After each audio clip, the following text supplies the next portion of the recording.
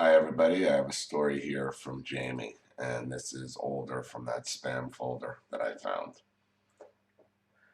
It's 5:12 a.m. Eastern Standard Time here in North Carolina, and I have watched several of your videos on YouTube about living in hell daily because you live with a narcissist. For 14 years, I've been married to a narcissistic asshole and raising 3 boys. I've always thought that he was a narcissist, but only recently came to the realization he is most certainly just that. And despite all the hell he has put me and the kids through, and all the years of our lives that he has robbed from us by controlling us in everything we do, he still takes absolutely no blame and refuses his faults. Everything is always our fault, and it always will be with a narcissist. No matter what, I can't even ask a question about what happened to my fishing weight on the boat without being attacked with, "I don't have your fucking weight. I don't know why you're always accusing me of shit." Yeah, that's a tell. He probably used your fishing weight and lost it, and now he's sensitive about it. I mean, they're always going to give up. They're always going to give themselves up through their little rage fits.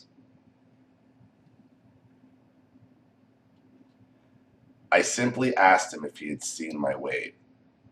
I thought that I had dropped it and perhaps he had seen it. Just a normal, simple question. He has told me for years that I am crazy. I am the crazy one, and I eventually did question my sanity and became depressed, and as a result of hopelessness took up drinking. I went through some dark times alone, and I am proud to say that I no longer use any form of addiction to escape it. I am stronger now and stood my ground. That made things go batshit crazy in our house, but I'm glad to say that we are getting separated. I watched your video about the anger. That very anger is what saved me and my kids. He spent an entire week belittling me, calling me names, telling me how worthless I am, making huge messes and leaving them for me to clean up, and when I didn't, he would yell at me and tell me how worthless and lazy I am. I had enough one night, and I was going to kill him. I could no longer take the mental, emotional, or verbal abuse. I asked him to leave, told him to leave. He mocked me and laughed with a smirk and said no. I gathered a few things and left myself. I left because I decided this asshole wanted me to hurt him.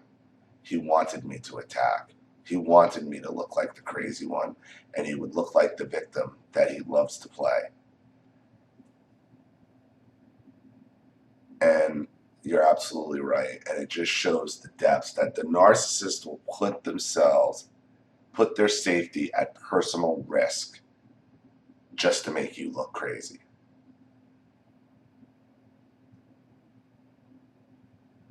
I mean, you think about the levels of provocation that our narcissists put on us. And they understand what they're doing. For them, it's a no-lose situation.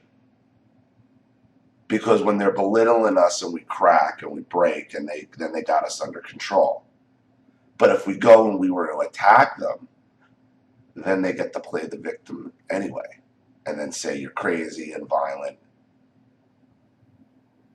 It's lose-lose for us, win-win for them, and they will willingly put their own safety, personal safety, at risk in the hopes of making you look crazy. It's that level of sickness. It's that level of calculating narcissism that exists.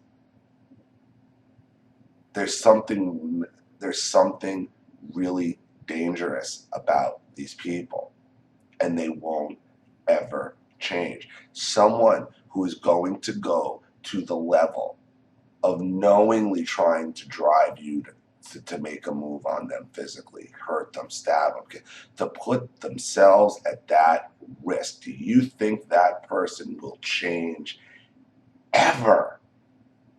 They're already that far gone. Do you think they're ever going to have a breakthrough moment? Do you think they're ever going to acknowledge that they're the problem, that's what they did? Of course not. It's insane. These are things to keep in mind when breaking free and going no contact.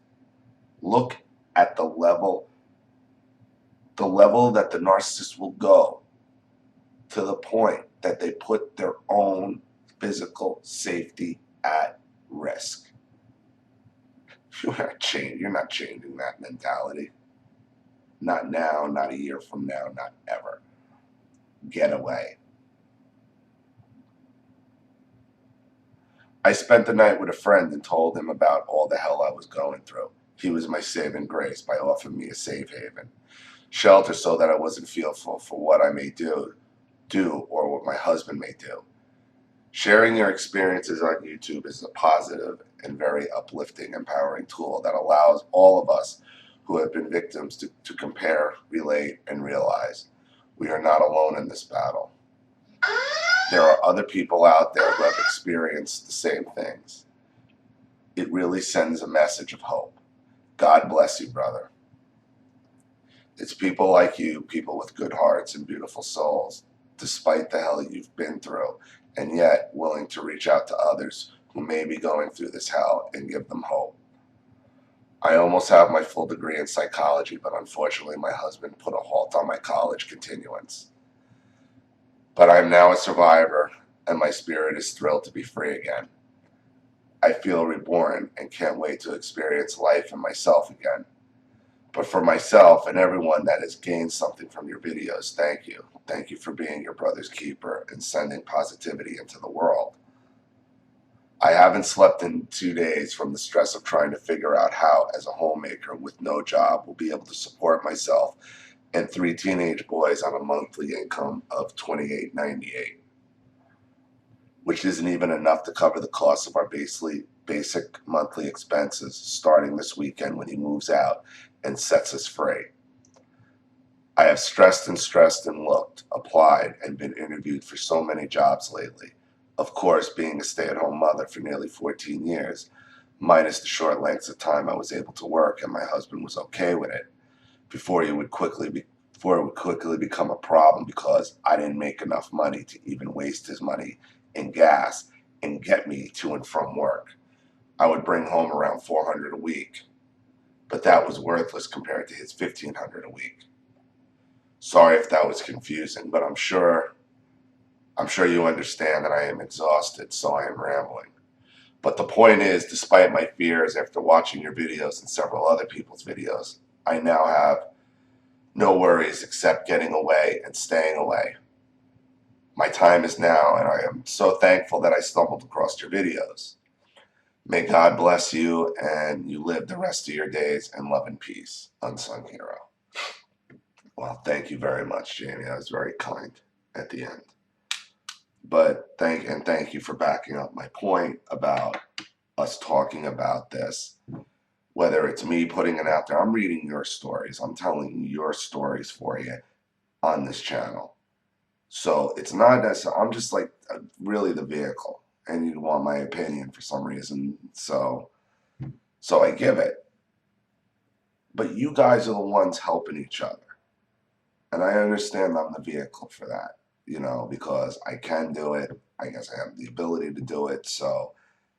And I want to do it. But these stories, it's not me. It's all your stories going back and forth and people being able to relate. And I do when I see, even though I don't respond to the comment threads, I try to look at some of them.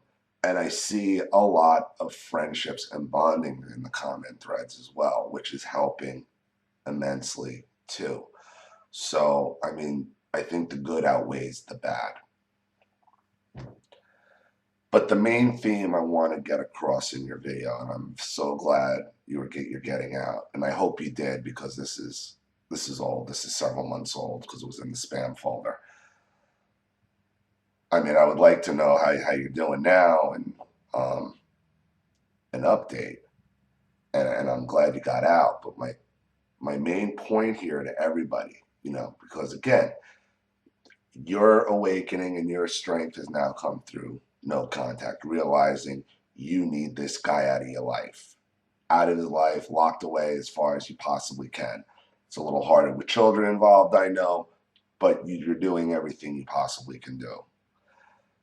The point is, from your story, we've heard your story before where the narcissist is trying to spark a physical reaction out of you. And again, always think about that when you think that narcissist has changed. When they do these things, when they gaslight you and make fun of you and get you going, they know there's a chance that you could snap. You can just go into and attack them. And, we know that it's happened. It happens. We know it because you can only take so much before you break, especially when you're younger. Especially when you're younger in your teen years, when you're dealing with so much. They know this and they're trying to make you look crazy to put you in an institution. And we know the story. But think about that act of doing that. They are knowingly putting themselves at risk in order to make you look crazy. You will never, ever change that person, nor will that person ever change. So no contact all the way and stay that way. Thank you for your story, Jamie. It was a great one. I really appreciate it. I know it's tough to share, but I like getting these to see people at different stages of their breaks and where they are and how they see the future. I think it's really good. So thank you again. Thank you, everybody watching. If you have any comments, opinions, advice, please leave them in the comments section below. And once again, if you have a topic, a question, a story you want read on the channel, want it right away, you know what to do with the PayPal link in the description box. I'll have it right out to you. This is Ollie Matthews. Thanks for watching. I'll see you all again real soon. Bye.